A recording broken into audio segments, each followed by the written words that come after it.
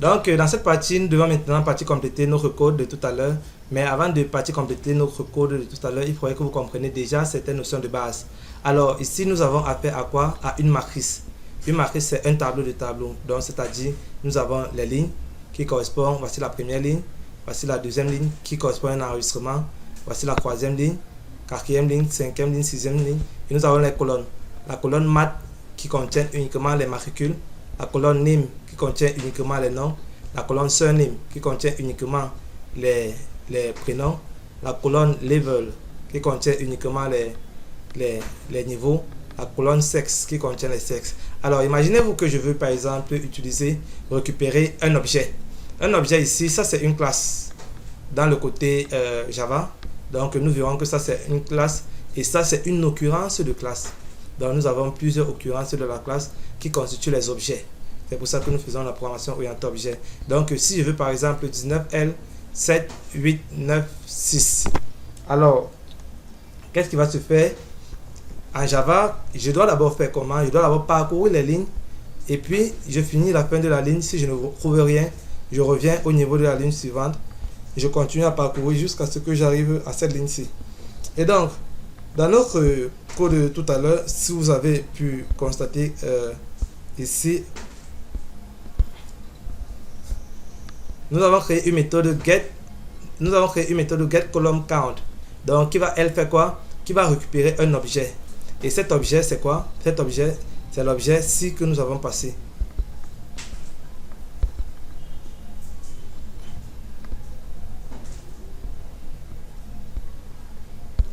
Cet objet, c'est quoi? C'est l'objet ci. Donc, tout ce tableau, c'est un résultat 7. Parce que, rappelez-vous, les résultats 7, ce sont les résultats des réponses aux requêtes SQL. Donc, tout ça, c'est un résultat 7. Alors, qu'est-ce que nous avons dit? Nous avons tout simplement dit que ici, on va prendre un résultat 7 qui est un tableau, bien sûr, qu'on veut manipuler. Et maintenant, alors, on va d'abord mettre ça en local, dans un objet qui est toujours du type résultat 7 en local. Et maintenant, on va pouvoir faire des manipulations sur cela. Et on va commencer par quoi? Par la première manipulation, c'est récupérer le nombre total de colonnes. Donc, ça veut dire que dans notre cas ici, le nombre total de colonnes, c'est quoi? C'est une colonne, deux colonnes, trois colonnes, quatre colonnes, cinq colonnes. Et par la suite, qu'est-ce qu'on dit là? Ici, on dit aussi, on va récupérer le nombre total de lignes. Donc, ici, le nombre total de lignes, c'est quoi? Donc, s'il y a erreur, si le tableau qu'on nous a donné n'est pas correct, alors on va retourner une erreur. Mais dans le cas concret, alors on récupère la dernière ligne et puis on retourne le nombre correspondant à cette ligne-là. Or, le nombre correspondant à cette ligne, dans notre cas ici, c'est ce nombre-ci. Ça, c'est la dernière ligne. Donc, on récupère RS last. Donc, RS last, c'est pour dire la dernière ligne. Et puis, on retourne get row, on retourne la ligne correspondante, qui est la dernière ligne. Donc, on va récupérer la dernière ligne, qui est celle-ci. Et puis, c'est ça qu'on va retourner. Et maintenant, pour augmenter un élément à l'intérieur, on va seulement faire la dernière ligne plus 1. Donc là, ça va insérer un autre élément à l'intérieur. Ok, donc, si je récapitule, maintenant, nous, dans notre cas, qu'est-ce que nous voulons faire? Nous voulons créer une autre méthode qui va permettre de récupérer une valeur.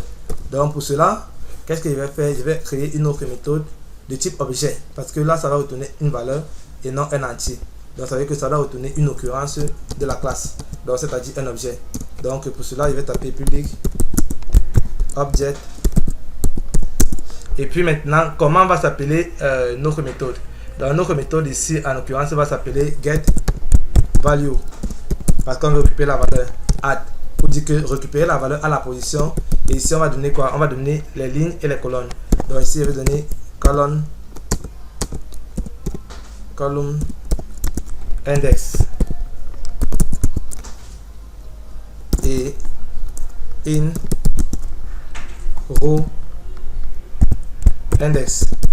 Donc je donne la ligne et la colonne pour laquelle je veux récupérer la valeur. On est d'accord? Donc si je reviens là, imaginez que je veux par exemple récupérer cet objet-ci ou cette occurrence de classe 15T7146. Donc alors qu'est-ce que je dois faire? Donc je dois retourner la ligne correspondante. Donc je dois appeler ma méthode getValueAdd qui va permettre de récupérer la valeur à la position. Je donne la ligne combien? 1, 2, 3, 4, 5, 6, 7, 8. Bon, en réalité, c'est 7 parce qu'on commence à partir de 0. Et la colonne qui correspond, c'est quoi?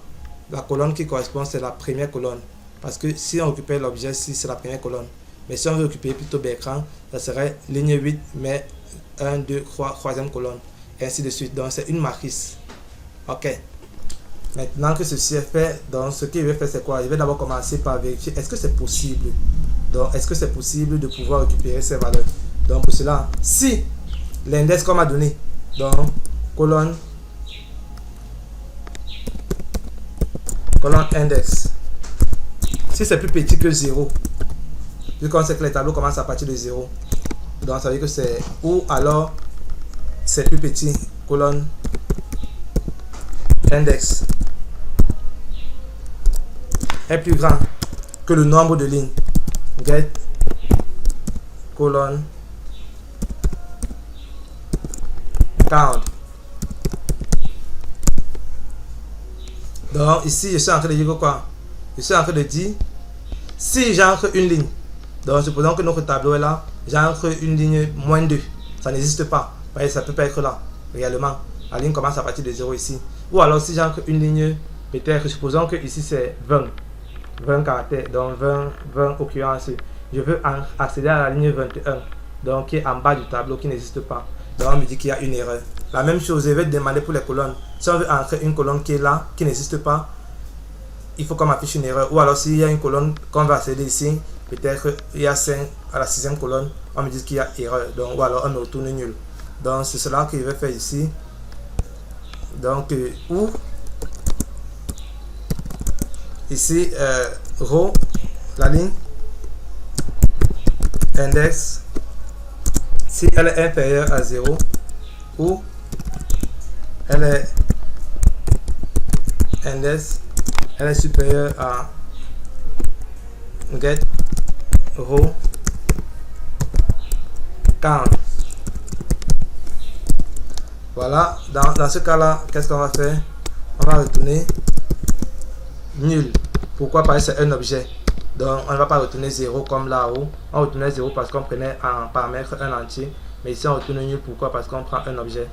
Donc dans le cas où cela n'est pas bon, donc c'est-à-dire dans le cas où le tableau ou l'objet qu'on donne en paramètre ici dans le constructeur, donc quand nous passe ici dans le constructeur, dans le cas où c'est bon, alors qu'est-ce que nous ferons? Donc c'est ça ici. Donc dans ce cas là, qu'est-ce que nous ferons? Ici je vais écrire d'abord mon cache pour ne pas avoir trop d'erreurs. SQL et exception e system.r.print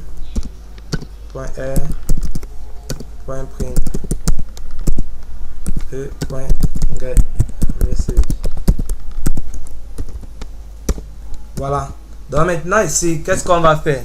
Donc ce que nous devons faire ici, c'est quoi? On va d'abord commencer par tester. Est-ce qu'il n'y a pas eu problème de connexion à la base de données par nos pilotes? Donc dans le cas où c'est le cas, alors on va retourner qu'on n'a rien eu. Donc on n'a rien eu comme objet. Mais dans le cas concret, donc ça veut dire que forcément nous avons eu quelque chose à l'intérieur. Donc ça veut dire que nous avons eu une table, c'est-à-dire la table qui est dans notre base de données que je viens de vous montrer. Et maintenant, alors pour ce faire, qu'est-ce qu'on va faire? Maintenant on va sur notre table, on va maintenant appeler la méthode absolute.